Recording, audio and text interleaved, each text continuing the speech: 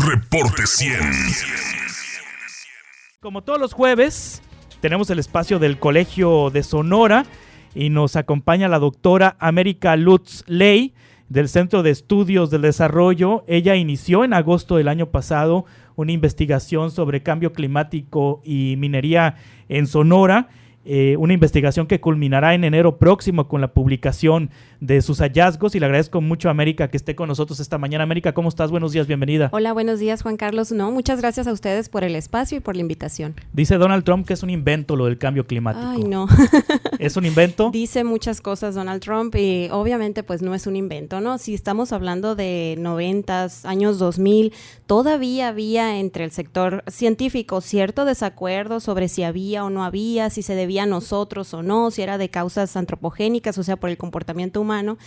Y ya en los últimos reportes ya está confirmado de que sí hay un proceso de cambio climático y de que hay una contribución humana muy significativa a esas cuestiones, ¿no? Al calentamiento global. ¿Qué pesa más, la mano del hombre o la naturaleza en el cambio climático? ¿Qué ha pesado más? Pues mira, yo no quisiera decir la naturaleza tiene la culpa, ¿no? Porque de repente eso nos quita responsabilidad a los seres humanos. La naturaleza ya de por sí genera un proceso de calentamiento a través de los gases de efecto invernadero.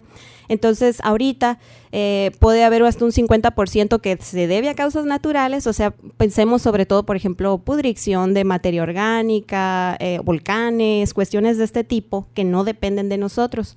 Sin embargo, el planeta tiene un equilibrio capaz de absorber eso que hace la naturaleza, y lo que nosotros estamos haciendo como humanidad es agregarle una carga extra con la que no puede lidiar la atmósfera. Por eso vemos que se derriten los polos, Groenlandia se está derritiendo. Sí, así es. Y aunque Donald Trump no cree en el cambio climático, sí está bien atento a querer comprar Groenlandia por los recursos naturales que están emergiendo por el derretimiento del hielo. Así es, de hecho es muy interesante para las compañías petroleras y de gas natural encontrar esas reservas increíbles fósiles de gas, de petróleo en el Polo Norte. Y pues el interés económico es mucho más fuerte que la visión de hacia dónde va el planeta. Entonces, desgraciadamente, Donald Trump está con una parte de empresarios, de gente de capital muy fuerte, que el cambio climático y atenderlo significaría limitar la actividad. Los incendios en Brasil. Ganancias. Los incendios en Brasil. Eso se me hace muy, muy dramático, muy fuerte lo que está pasando. Platicábamos con un representante de Greenpeace México que aseveraba que los incendios fueron provocados para abrir terreno para la agricultura y también abrir terreno para la minería y para la explotación forestal, que por eso pudieran haber sido provocados los incendios. Y este incendio también contribuiría al incremento de las temperaturas en el planeta, y en el caso de Sonora a que aumente la temperatura máxima que estamos acostumbrados, porque la Amazonía es como el gran regulador de la temperatura del planeta. Así es, bueno, por la cantidad de hectáreas que tiene, aunque no hay que despreciar la presencia de bosques en otras partes del mundo, que también tenemos que proteger. Sí, en efecto, o sea, la extensión del Amazonas es muy importante para regular las temperaturas y para regular la captura de carbono, ¿no? Ahora, América Lutz Ley, ¿cómo se notan los efectos del cambio climático en Sonora? Pues mira, el cambio climático, muchas veces la gente, es una de esas palabras que se usa porque está de moda, y muchas veces no entendemos qué significa cambio climático, y de repente vemos un huracán categoría 5 sobre nosotros, o vemos unas llovidas muy fuertes y decimos, es el cambio climático, y automáticamente atribuimos a cambio climático. Para poder decir que un lugar tiene cambio climático, necesita ver una anormalidad estadística en el comportamiento del clima sobre varios años, sobre incluso siglos, sobre periodos de tiempo muy largos. Entonces, ¿cómo se determina esto? Se utilizan parámetros, o sea, mediciones, digamos, de lluvias y de temperaturas, se construyen escalas de tiempo, o sea, cómo se comportó la lluvia y la temperatura en muchos años. Y si se encuentran anomalías y esas anomalías empiezan a ser consistentes, entonces decimos que hay cambio climático. Ahorita ya está comprobado que lo hay. Para Sonora en particular, el cambio climático se nota en mayor variabilidad en las lluvias, es decir, no necesariamente va a llover menos o va a llover más, dependiendo del lugar donde estemos, pero sí hay una mucha mayor variabilidad, que nosotros ya estamos hechos a eso porque es un desierto, entonces tienes extremos muy alejados entre sí, igual con las temperaturas. Ahora, el problema que tenemos los seres humanos en general y los científicos en particular es que no existen mediciones muy precisas a nivel local. O sea, existen modelos que nos describen cómo es el clima en el mundo, son muy precisos, son muy buenos, pero luego si queremos decir, ¿qué le va a pasar a Hermosillo? ¿Qué le va a pasar a Rayón? ¿Qué le va a pasar a Cananea? ¿Qué le va a pasar a Caborca? Eso no lo sabemos. O sea, pueden pasarle una gran cantidad de cosas. Los modelos no están preparados para predecir ese tipo de cosas en una escala tan chiquita como una ciudad, pero sí podemos esperar mayores extremos. O sea, más de estas lluvias escandalosas, así que caen en 5 minutos, cae todo lo que llueve en el año. Sí podemos esperar más de eso.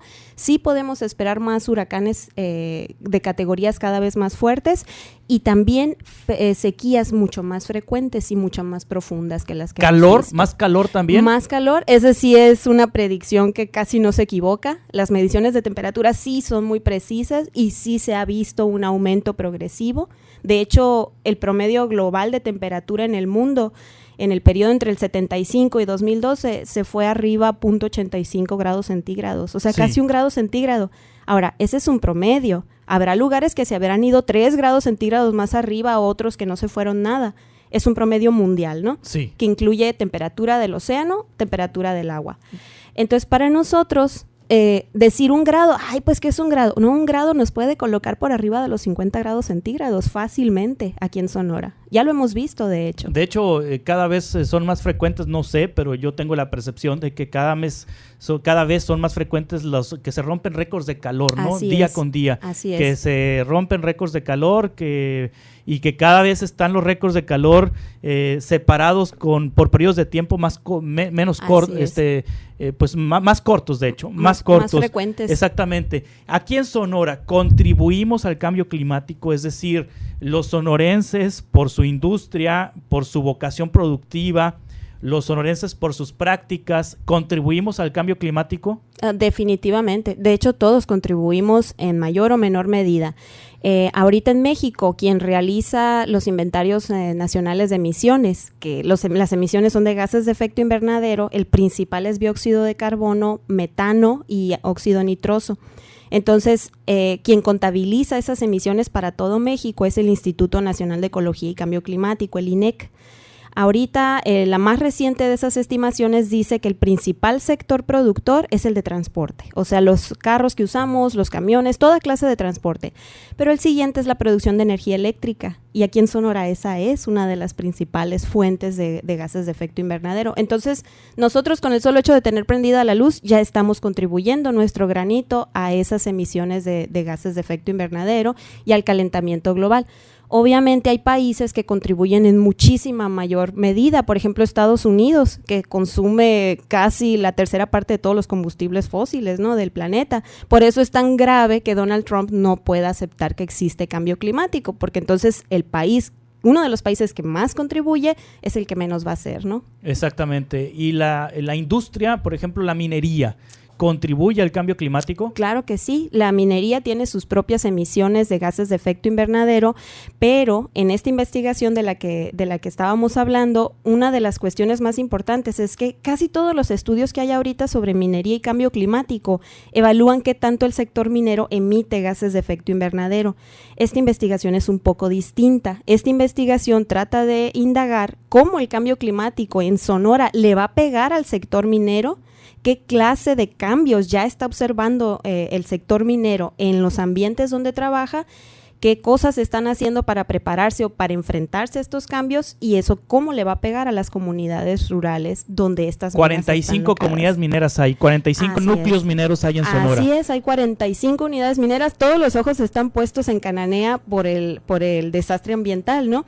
Pero no hay que perder de vista que hay otras 45 entre metálicas y no metálicas y que están por todo el territorio, y que además hay una cantidad de concesiones que es casi la tercera parte de Sonora para exploraciones y explotaciones mineras. Que no necesariamente es lo que están explotando las concesiones. Claro que no, la concesión es nomás una tierra que tiene el permiso para hacer ciertas actividades de exploración. Para explorar si hay más metales, ¿no? Así es. En el perímetro, o para alargarle la vida a la mina. Pero ¿cómo el cambio climático climático le está afectando a la minería, o sea, al revés, cómo el cambio climático está afectando a la minería, no la minería al cambio climático, que ya nos comentaste, que ya existe sino eso. cómo el cambio climático afecta a estos 45 núcleos mineros.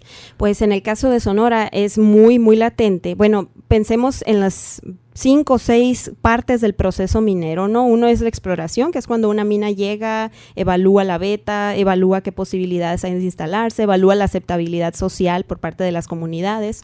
Otra es ya el proceso operativo en sí, que es la extracción, el procesamiento, el lixiviado. Otro es el transporte, tanto de lo que entra a la mina como de la producción que sale. Otro es las relaciones con las comunidades y finalmente, ¿qué pasa cuando cierra una mina? Entonces, cuando uno evalúa las distintas etapas de vida y de operación de una mina, hay distintos tipos de impactos. Por ponerte un ejemplo, minas canadienses que estaban ubicadas en donde estaba congelado, ahora ya no pueden llevar, por ejemplo, materiales hacia adentro porque los caminos de hielo ya no existen debido al derretimiento.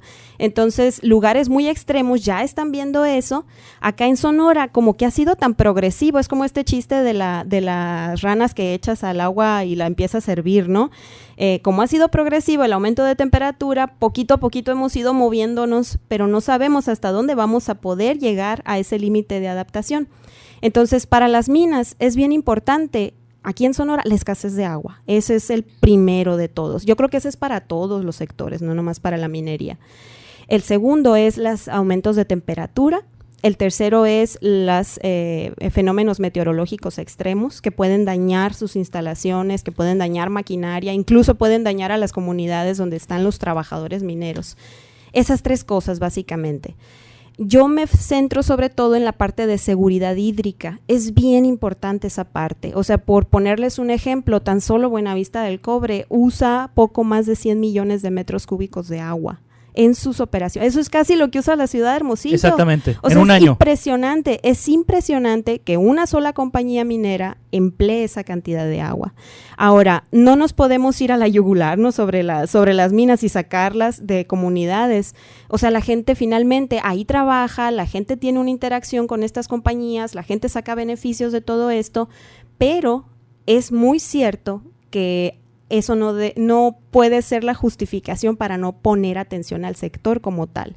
¿Qué va a pasar el día de mañana cuando tengamos muchas menos precipitaciones, cuando estemos a 50 grados centígrados, cuando seamos muchos más en el estado y el agua siga siendo la misma o hasta menos? Y luego justamente Cananea, ahí en Cananea nacen los ríos, pues, que abastecen a toda la entidad. Así es. De ahí nace el río Yaqui, de ahí nace el río Sonora, de ahí salen... Está el acuífero, están los acuíferos ahí. De hecho, casi toda la minería metálica está ubicada en las partes altas de las cuencas, porque es donde está concentrado el mineral. Entonces, esa es una cuestión que hay que poner atención aquí en el estado. Yo no creo que se esté poniendo atención ni por parte del sector minero, ni por parte de gobierno. Al contrario, hay esta cuestión de impulso a la minería, de facilitar la actividad minera. Ahorita no solo están estas 45, sino que están en prospección o en exploración más de 60 proyectos. Entonces, ¿de dónde va a salir esa agua? Exactamente. Entonces, lo que tiene que hacer las empresas mineras y las comunidades es buscar un mejor uso del recurso agua. Así es, y una planeación conjunta. Yo he tenido oportunidad de conversar con varias personas muy responsables en el sector minero, porque hay que decirlo también, no todo el mundo es igual allá adentro. No todos son Grupo México, pues. No todos son Grupo México, exactamente. Hay minas que son ejemplo de buena gestión, hay gente muy preparada, hay gente muy bien intencionada, muy preocupada por las comunidades, entonces, pero no es desgraciadamente las virtudes que comparte todo el sector en la mayor parte de las ocasiones, ¿no? Entonces, yo he tenido oportunidad de conversar con estas personas, que yo diría son los líderes de este campo hacia el futuro, y les digo, es que la minería tiene un lugar privilegiado para cuestiones de cambio climático. Por ejemplo, tiene los recursos para contratar meteorólogos, para contratar un departamento especializado para saber qué va a pasar en cada comunidad. O sea, están 45 de ellas en todo el estado, de clase mundial muchas de ellas. Entonces, yo eso es lo que les comento. Ustedes tienen la capacidad de proveer para la sociedad este tipo de datos y de generar mejores prácticas. Y esto no nomás es cumplir con la mínima legal en México, ¿no? Porque finalmente es un sector muy vigilado, que cumple muy bien sus normas ambientales, aunque con sus reservas, ¿no? Porque tampoco ni Conagua ni Profepa tiene suficiente personal como para llevar a cabo una supervisión muy consistente. Sin embargo, ellas sí tienen la capacidad para decir, no, ese es el mínimo legal, ya lo tenemos. No, vayamos adelante, vayamos un poquito más adelante con las comunidades, nos conviene a todos, y generemos estas prácticas que nos van a permitir adaptarnos junto con nuestras comunidades. Pues muy interesante la investigación Cambio Climático y Minería en Sonora, una investigación de la doctora América Lutz Ley que estará lista en enero próximo. Estaremos platicando de los resultados de esta investigación y bueno, y gracias por aportarnos estos avances que lleva la misma. Muchas gracias, Juan Carlos, y claro que sí, aquí estaremos presentando resultados. Gracias, como siempre, el Colegio de Sonora con temas muy interesantes y sobre todo trascendentes e importantes para nuestra comunidad. Reporte 100.